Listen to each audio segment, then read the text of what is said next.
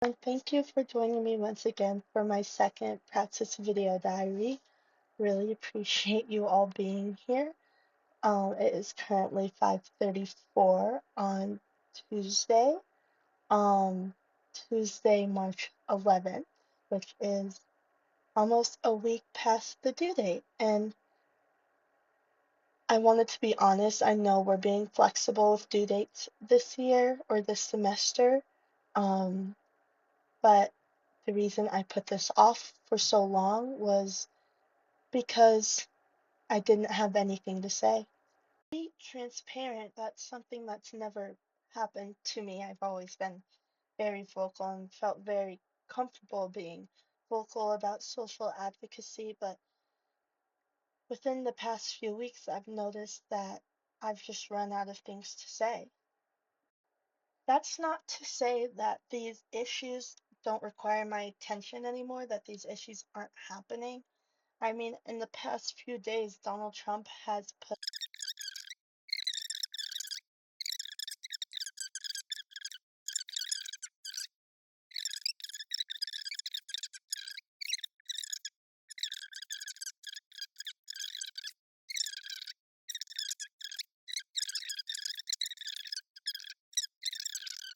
so much is happening, and it's so overwhelming to the point where I don't even know what to think, what to say anymore. That's all by design. Systemic injustice is meant to overwhelm to the point where it's debilitating, where people can't enact change. Me being forced into silence, forced, being overwhelmed into silence is just what systemic oppression serves to do. It occurs when people reach a breaking point, and instead of using my breaking point to enact change, I used it to be justified in staying silent. And that enables the oppressive nature in our world to continue to exist today. It's filled with coloniality, different forms of slavery, destitution, and genocide. It's so hard not to be discouraged when consistently hearing about these things. All of these things are able to happen even while being masked by certain narratives of progress, of people saying, oh, it wasn't as bad as it was years ago, to kind of explain away the fact that racism and oppression is still very true and very real in our world today. All of this is able to happen because of our deeply systemically oppressed system that we live in today, that the foundation of our world was built off of oppression. The system works to maintain white supremacy, to maintain white hegemonic powers. The TED Talk we watched a few weeks ago in class, Thurston describes the system as not just an overt acts of racism, but a system of structural advantage that favors white people over others in social, economic, and political arenas. It's not just about how individuals face oppression. Yes, that does matter, but it's not just about how individually I experience racism or individually how I experience sexism or what have you, or how someone different than me might experience classism or homophobia. It's not just about our individual stories, it's about how our society is built. It's fueled by a narrative of racial difference. Think about it throughout the course of our history about going from slavery, how slavery is justified because it's what God wanted, or Jim Crow, we can't allow these people to come into our society because they're not as civilized. Same thing goes with the Chinese American Exclusion Act, how these people aren't civilized enough to live in our country, but are civilized enough to build it from the ground up. Even within Japanese internment camps, that putting these people in essentially a prison is justified because they have a potential opportunity to push destruction onto our country, which honestly there was no concrete factual evidence for. It was racial bias that was mainly used when making these laws, these societal norms that disproportionately affect communities of color and marginalized communities.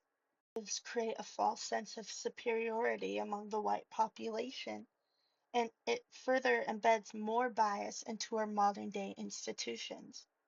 Hegemonic power is the root cause of all of this. Alicia Garza defines power as the ability to change your circumstances and the circumstances of other people. So when that power is concentrated unequally, it creates a breeding ground for exploitation because these people think they have this notion of false power over others.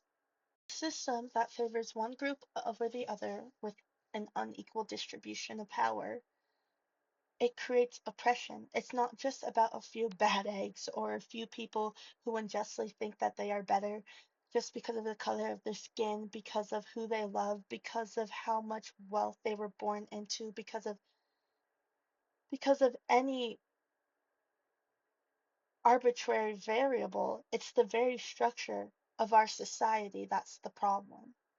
Some it's almost like a very messed up.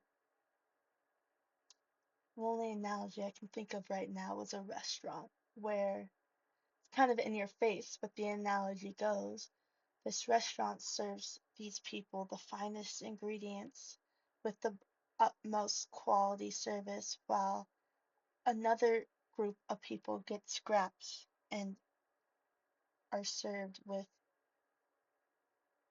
malicious tones and are in a place where they can tell they don't really feel welcomed.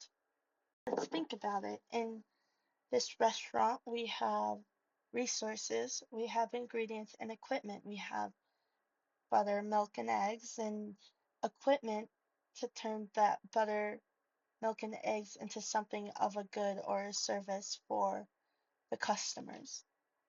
Finally, those ingredients, those equipment translates to tangible and intangible resources like school funding or accessible health care or even like financial aid institutions would count as a resource. Um, But this other section of people, the other people who aren't upheld to the utmost importance in this society, they get the scraps or the leftovers or maybe necessarily the equipment that doesn't work anymore or the food that's not as good anymore. They get the leftovers. And this unequal distribution of goods and services limits the actions and rooms for room for growth and opportunity for this marginalized community of the restaurant, while the people who the restaurant is prioritizing get to use these resources to their advantage. The menu of this restaurant would reflect all the values. If it's serving American culture food, it kind of sends out a message to this other group of people that their values, their certain ways of communicating, often through food or through even the language on the menu or the decor around the room. It sends a message that this is the right way to live by. That the Americanized menu is the only option for this restaurant, for the people in this restaurant, forcing assimilation and cultural erasure. Of discrimination within the restaurant don't even have to be intentional. It's because of the boss's values and his mindset or her mindset going through the process of creating a restaurant is now pushed into the minds of its employees and its workers. So going in, these employees may have not even thought about how their actions may impact communities that are marginalized, but through their actions of working under this oppressive system, they are enabling the further systemic oppression that these marginalized communities face. the foundation of which the restaurant was built upon. No further policies or anything could be made just as long as the foundation of the restaurant was built on systemic biases. Their hiring practices, their rules, their dress code, their standards for food, all relies on this bias value in which the restaurant was made. Change every single aspect of the restaurant, but it doesn't take away from the fact that the entire restaurant was built in the ideology of this woven bias. It has been woven into the restaurant just like oppression has been woven into our society. We can challenge where these resources are going. We can protest, we can fight back, and yes, all of that is important, but it does not take away from the fact that our society was built on the backs of exploitation of others, and it cannot be reversed until our country is liberated through the dismantling of institutions that perpetuate these biases. The answer to our liberation essentially lies in shifting the narrative, not necessarily shifting it the way stories have ended or the events throughout a story, but almost how we perceive that story and how that reflects into our everyday lives. It relies on changing our perception of our interactions with everyday people as well as our perceptions of enacting with the institutions we deal with on the daily. Narrative of our society is heavily binary, as in there's a dominant power and a lesser power, or uncivilized and civilized, as well as like right and wrong. Um, it creates a hierarchy and creates a sense of an objectively right way to live. Society relies on a single story. It takes a fixed attribute and generalize it to a whole population, taking away their humanity and instilling the power in the hegemonic group right now, instilling the power to define their worth for them. System is so embedded with these power dynamics that even our own education system and our healthcare system or what have you plays into these fixed attributes and plays into the defining of other people's worth. Ask ourselves, who has the power? Who benefits from this narrative? Whose voices are heard and whose are not? And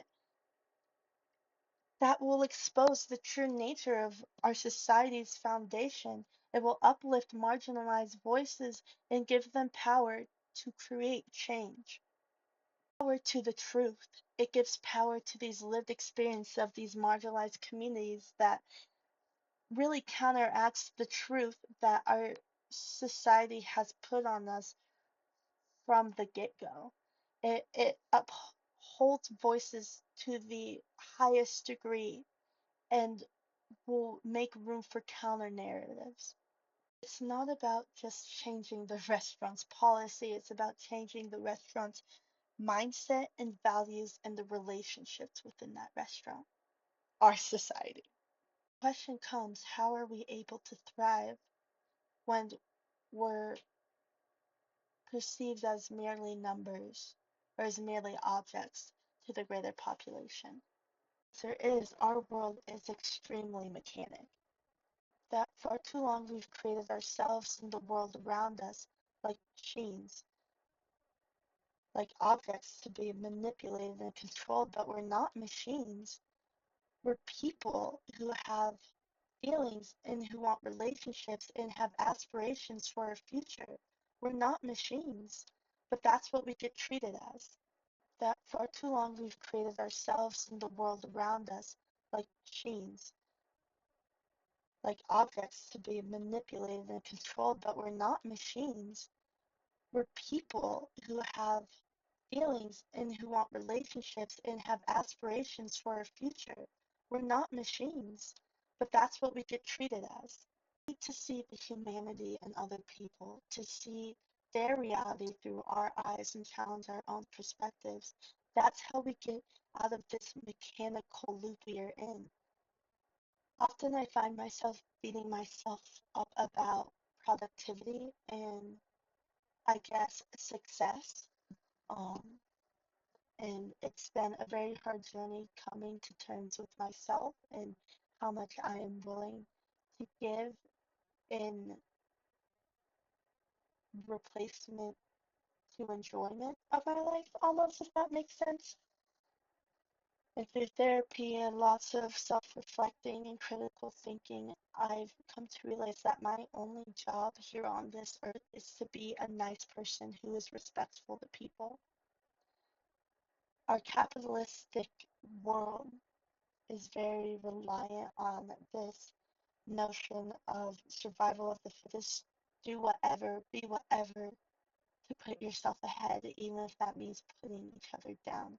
But in reality, we're not machines. We don't work like that. Our only job on this earth is to be a good person. And this class has a role to play. It's to be a kind human. Because even being committed to the act of being a helpful, approachable person dismantles this society that we are in. It prioritizes humanity over productivity. Our liberation begins. Even the smallest act of kindness can set precedent for other people around us to realize that seeing the humanity in other people and showing them with kindness is the first step forward. The transformation in our world will follow. The equal distribution of resources and opportunity will follow. It starts with ourselves. So to the me in the beginning of this video who did not know what to say, you don't have to. All you have to be is a kind person who relies on the lived experiences of other people and who questions the current society that I am living in, who sees the truth of who is benefiting, to whose stories are being heard to the highest degree. My job is to see the humanity in everyone, and that's how liberation will occur. That is it for me. Thank you so much for listening to me talk. I really appreciate the space to be vulnerable and to be open. So thank you for that, and thank you for listening.